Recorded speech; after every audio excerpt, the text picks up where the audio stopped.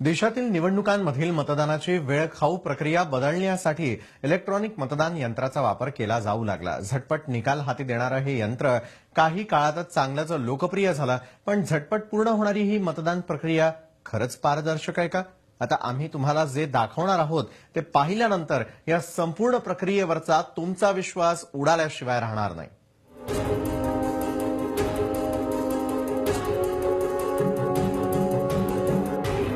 मुंबईतील software engineer Praful लोके हे तुमच्या समोर दाखवत असलेलं प्रात्यक्षिक पाहिल्यानंतर तुमच्या पायाखालची जमीनच सरकेल. त्यांनी आपल्या कम्प्युटरवर डेमो ऑफ ईव्हीएम सॉफ्टवेअर तयार केलंय. ईव्हीएम मध्ये ज्या पद्धतीनं काम चालतं तीच संपूर्ण रचना या सॉफ्टवेअर मध्ये करण्यात आली. आता जरा लोके दाखवत असलेल्या या डेमोकडे पहा.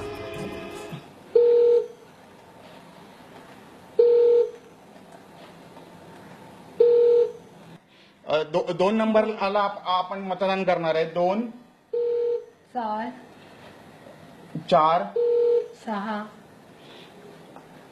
6 5 5. आता तुम्ही बघितलंय की वोट ट्रान्सफर झाली आहेत की नाही. आता तुम्ही बघतायत की 2 नंबरला 6 मतं झाली आहेत. आपण 4 नंबरला 1 मत दिलेलं होतं पण 4 नंबरला 0 आहे. 6 नंबरला पण आपण 1 मत दिलेलं तर 6 नंबरला 0 आलाय आणि 1 नंबरच्या त्याने हे एक मत ट्रान्सफर केलंय. आता मी काय केलंय हे रॅन्डमली होतं, कोणाला कळणार नाही कोणाची किती मतं ट्रान्सफर झाली. बसला ना धक्का? हो, मशीन तयार करणाऱ्या कंपनीचा इंजिनियर प्रोग्राम करून ठरवून एखाद्या उमेदवाराला विजयी करू शकतो.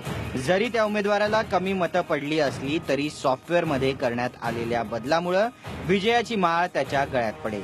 यासाठीच आता लोके यांनी कोर्टात जनहित याचिका दाखल केली आहे. मी 11 डिसेंबर 2013ला आपल्या भारताचे राष्ट्रपती आहेत त्यांना पत्र लिहून कळवलं की ह्या मशीनमध्ये घोटाळा आहे आणि कसा घोटाळा आहे ते त्यांना सांगितलं.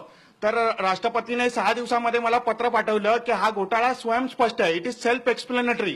आणि इलेक्शन कमिशनला सांगितलं की तुम्ही ऍक्शन घ्या, परंतु इलेक्शन कमिशनने काही ऍक्शन घेतली नाही. म्हणून मी कोर्टामध्ये गेलो आहे. तर कोर्टाने माझं जे प्रकरण आहे ते गंभीरतेने घेतलं आहे आणि इलेक्शन कमिशनला नोटीस दिली आहे. या इलेक्ट्रॉनिक वोटिंग मशीनला पर्याय म्हणून व्होटर्स या यंत्रणेचा वापर करावा असा प्रस्तावही लोके यांनी दिलाय. निवडणुकीत ही यंत्रणा वापरण्यात आली तर त्यामुळे मतदाराला आपण कुणाला मतदान केलं हे स्लिपद्वारे दिसणार आहे. याचा खर्चही कमी असल्यानं पैशांची बचत होईल असा दावाही लोके यांनी केलाय. सुप्रीम कोर्टाने एक जजमेंट दिलंय 8 ऑक्टोबर 2013 साली ईव्हीएम मशीन बरोबर व्हीव्हीपॅट म्हणून voter verification paper audit trail. तर जेव्हा तुम्ही वोट करणार तेव्हा एक स्लिप बाहेर येणार आणि त्या स्लिपवर पॉलिटिकल पार्टीचा सिम्बॉल येणार आणि कॅन्डिडेटचं नाव येणार. तर त्यामुळे गैरप्रकार होऊ शकत नाही. कारण आता आमची मागणी ही आहे की एकतर ईव्हीएम व्हीव्हीपॅट बरोबर वापरा किंवा बॅलेट पेपर वापरा. ही नुसतं ईव्हीएम वापरायचं नाही अशी माझी मागणी आहे. पारदर्शक मतदानासाठी आग्रह धरणाऱ्या निवडणूक आयोगानं ईव्हीएम मधल्या या गडबड घोटाळ्याची गांभीर्यानं दखल घेणं गरजेचं आहे. लोकशाहीचा सर्वात मोठा उत्सव म्हणून निवडणुकांकडे पाहिलं जातं. यासाठीच लोकेंच्या या तक्रारीची गांभीर्यानं दखल घेऊन या मतदान यंत्रातील दोष प्राधान्यानं दूर केलं पाहिजे. अन्यथा जर निवडणुकीच्या विश्वासार्हतेवरच प्रश्नचिन्ह लागलं तर या संपूर्ण प्रक्रियेवरचा लोकांचा विश्वासच उडल्याशिवाय राहणार नाही. काम्या भट्टाचार्य, TV9 मराठी, मुंबई.